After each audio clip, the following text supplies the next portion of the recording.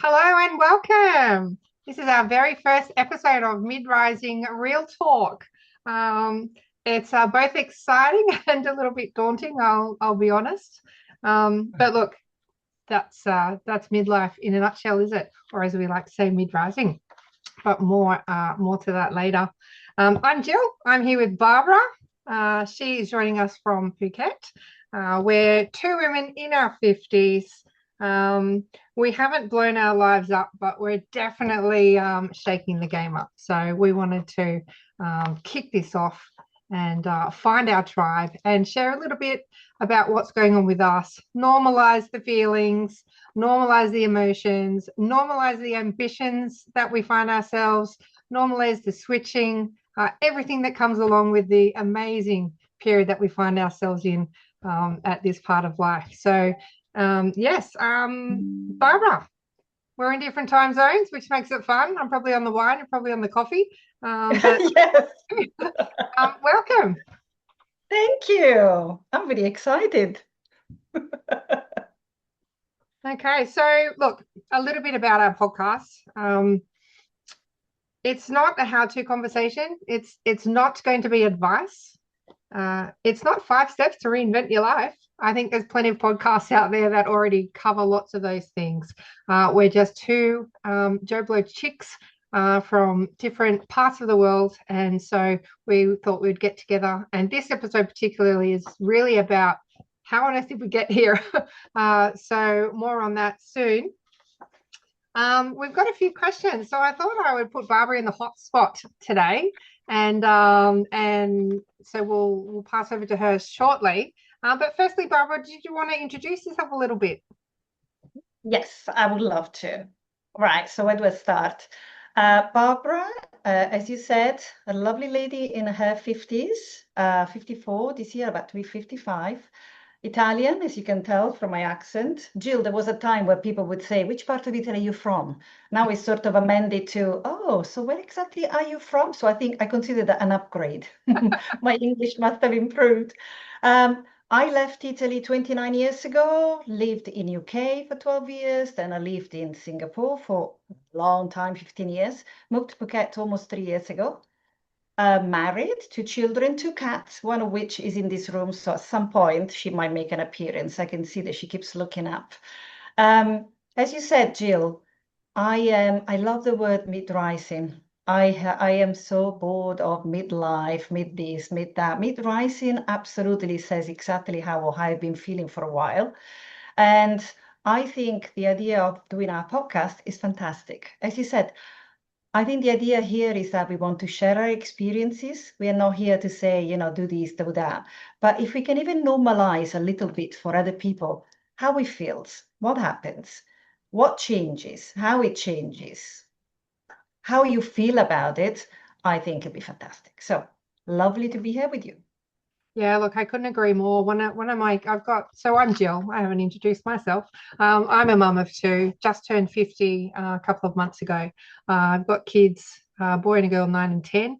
And one of their favorite words right now is mid, which means average. And I can tell you, we are anything but average. And I know lots of women who are in this era are mid-rising. They are not mid-average. So let's try and put a stop to that very average word. It comes with so many connotations of yesteryear. I did a little bit of research and asked a few people what they thought when they first heard the word midlife, and you can imagine crisis, downslide, affairs, divorce, all a lot of negative. Only two people came back with a positive word, which was opportunity and reinvention. And that's what I believe. I'm on that side of the camp. I'm all about opportunity and reinvention. And we'll share more about our stories and how we got to being here as we go through.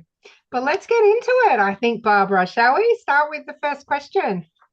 Oh my Uh, God, I'm in the hot seat. you're in the hot seat. This is an easy one. We'll go easy with you for the first one. How did we Okay. meet and why did we stick? Oh my God. Okay. How did we meet? I will tell my story, and then Jill, if you think of anything that is incorrect, please correct me, okay? Um, we met when we ended up working for the same organization. Like in both of our experiences, we have a corporate life in the background. freelance in one side, corporate life in on the other side. When we met, we were both working for the same organization. I was based in Singapore, you were based in Sydney. And one of the things I remember, Jill, I don't remember our first, sometimes people say our first call, our first conversation. All I remember is that whenever we must have been on a call together, or we must have been introduced, and that would have been on a video rather than in person before we actually Yeah, met, definitely. Yeah. right? And I remember, when sometimes people say the vibe, I got your vibe straight away. My son, who is 15, would say, I digged your vibe. See, I'm learning the language. That's great.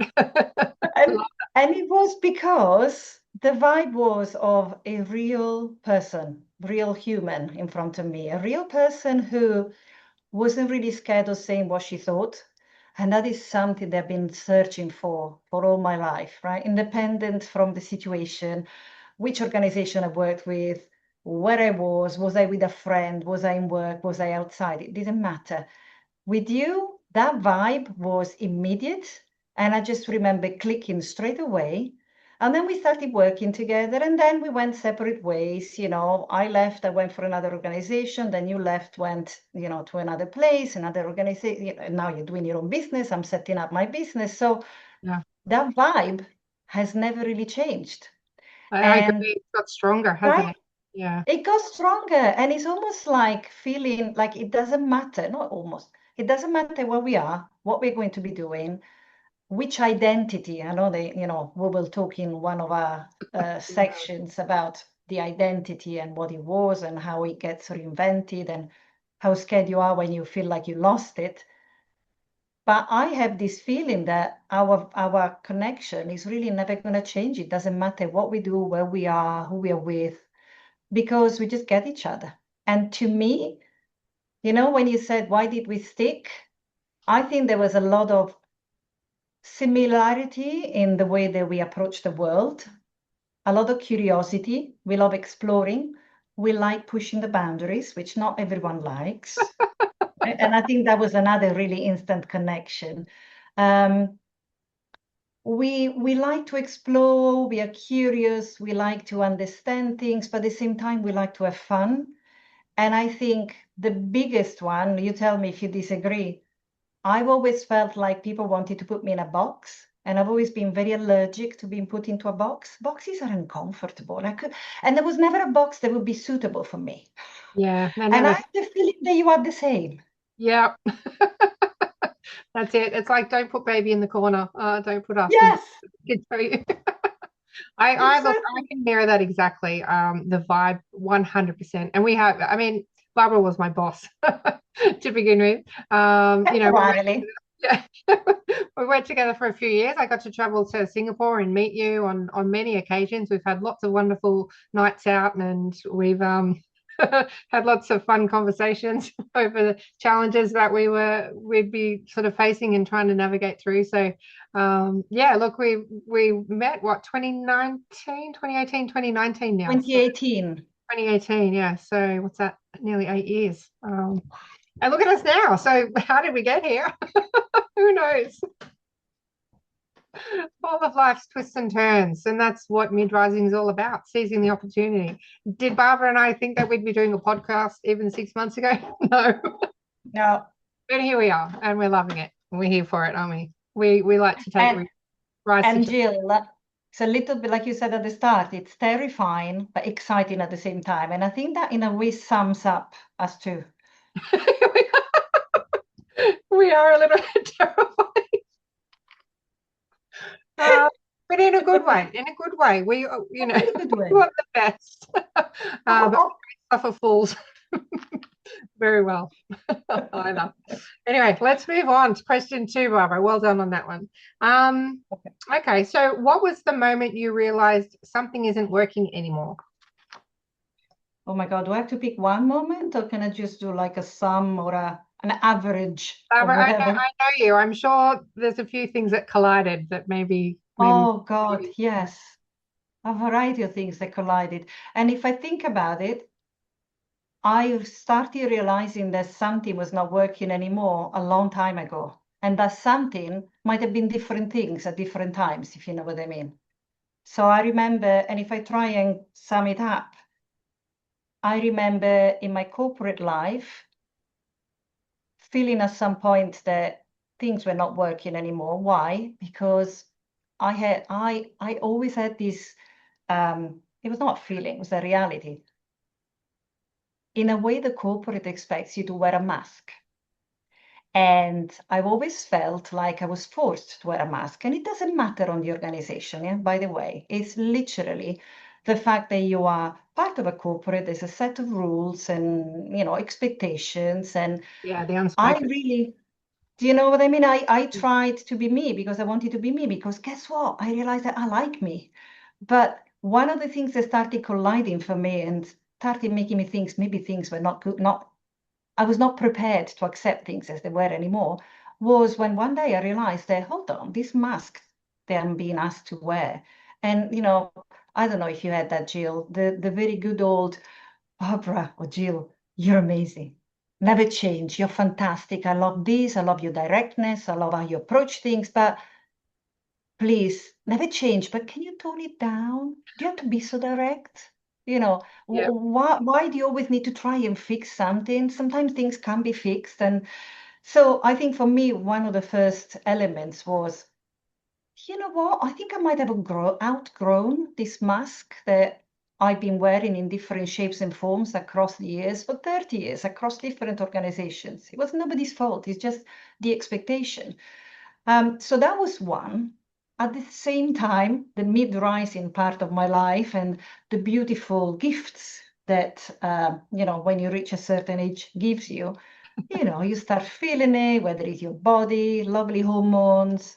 But at the same time, is also how I realized that it's been bringing gifts. They didn't seem gifts at the start. Now they've been through this movement for a while. I realized actually they are gifts. Before I used to say, my God, I've become so intolerant. Now I think, oh no, hold on. I haven't become so intolerant. I have realized I got to the stage where I'm only going to accept or tolerate certain things because I can do that. But there are others that I'm not prepared to You've tolerate. given It's not that yourself I can't. permission, really. You've given Yes, yourself permission to instill your exactly. boundaries. And this is acceptable. And this Exactly. isn't where you sucked it up. But I do think that comes as part of the mid-rising is, I don't know, not anymore, mate. It And I think that's a gift. Exactly right. To me, really what helps, maybe. started as it is. And you know what the other thing that you realize, and again, don't know if you felt the same, you feel like people are gaslighting you because they're telling you, oh my God, you become so intolerant. God, where's your patience gone? My first reaction is, I'm Italian. I don't have much patience to start with. But I got to the place now where I'm only going to have patience for the things that deserve patience. There are others that don't. Yeah. So I've actually started to realize that that collision of, and then we both have children and they're both teenagers. We both have two kids and they're growing up and mom becomes bro. I dig that, duh. And you just go, my God, I need to learn a whole new language. Yeah. Yeah. Exactly. And you've been with your partner for a long time. And just realize on this week, it's going to be 20 years that I'm together with my husband. And it's just like, oh my God. So all of these collides together. And I think I really got to a certain stage where I thought, to be very honest, originally I thought, oh my God, I'm going mad. Have I got dementia? My life is over.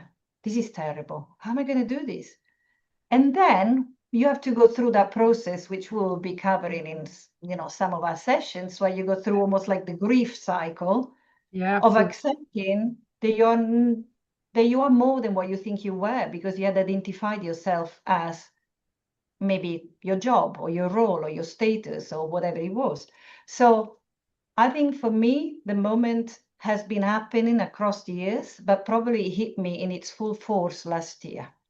Yeah. And I think, yeah, the catalyst, I think, for me was also when my work situation changed and I felt completely lost. What about you?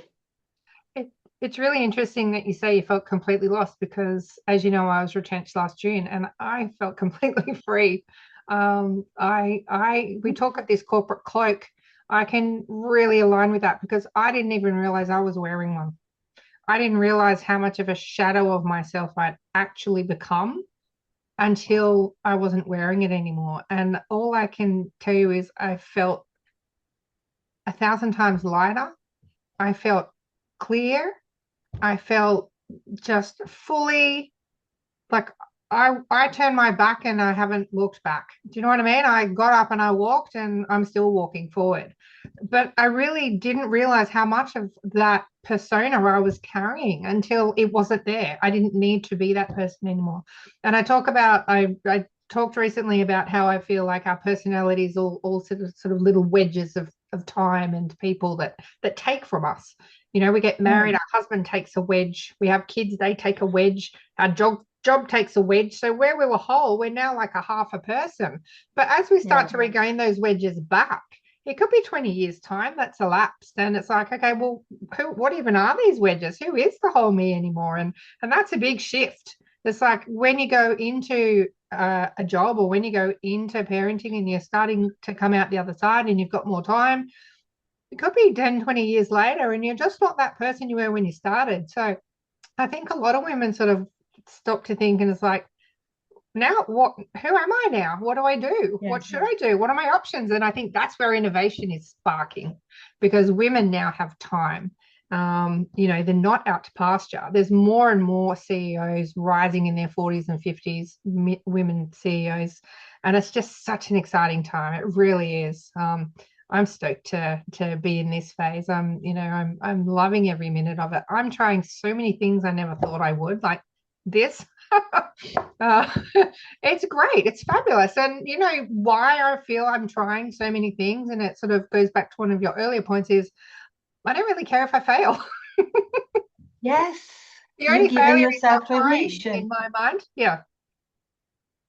So yeah, I'm loving it. I'm absolutely loving it. Do you know, Um, I can actually see that from the other side. I can see it. You're right. You haven't turned back for a second. I actually remember you calling me and celebrating on the yeah. day itself. My husband was out that door buying a bottle of champagne before I could finish the meeting. Does it feel almost like, there's the cage, you have a little bird inside, and then someone left the door open, and it's one of those moments where you go, well, now, never. And then now you don't even, and you go, and Oh, yeah. then you never look back. 100%. I mean, I think anyone that's working in an environment that, you know, over time becomes, you know, what it becomes, the freedom that you get when you get out of any situation. And I mean, I wasn't in a bad situation, don't get me wrong, but you know, I think it's just down to that slowly chipping away at your personality and shrinking you, or it's not even necessarily that someone's telling you to do that. You just feel it. And so Yes. you start to dull yourself. And I got to the point where okay, I'm dulling myself to the point where I don't care anymore. And I knew I needed to go, but thankfully it all And you worked don't out. recognize yourself. I No. think that's the dangerous part, right? Did you No, get you're to a point where you exhausted, didn't you're recognize? tired, you put on weight, people start drinking, gambling, Yeah. all sorts of things happen I mean, I was shopping.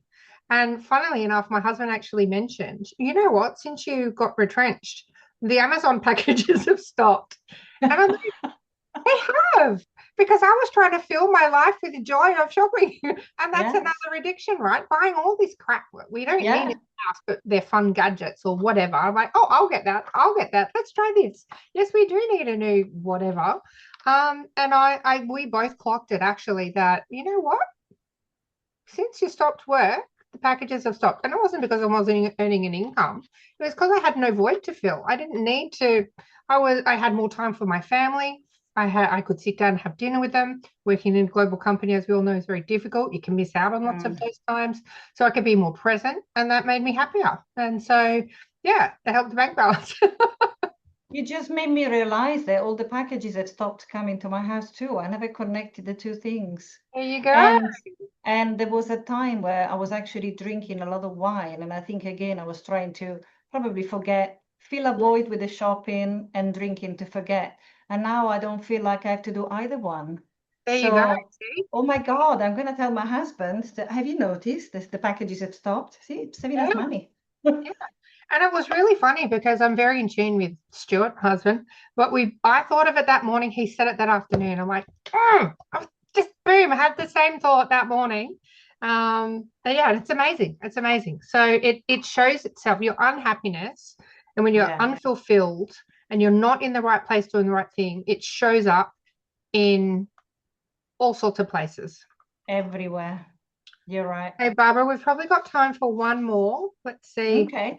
Um, what did midlife surprise you with? Oh God. Midlife, mid-rising, midlife. We should ban midlife. I'm going to ban it from now. We're going to put in Yeah, a mid-rising. penalty. I think it surprised me with, I think I'll go back to you start thinking of the negatives and then you realize how many positives. The Yeah, negatives, right? Midlife, you do start thinking, oh my God, am I getting older? I mean, I don't think of death. I just think when that needs to happen, needs to happen. But it's more like your body starts feeling the difference. So, midlife unfortunately hit me with more weight.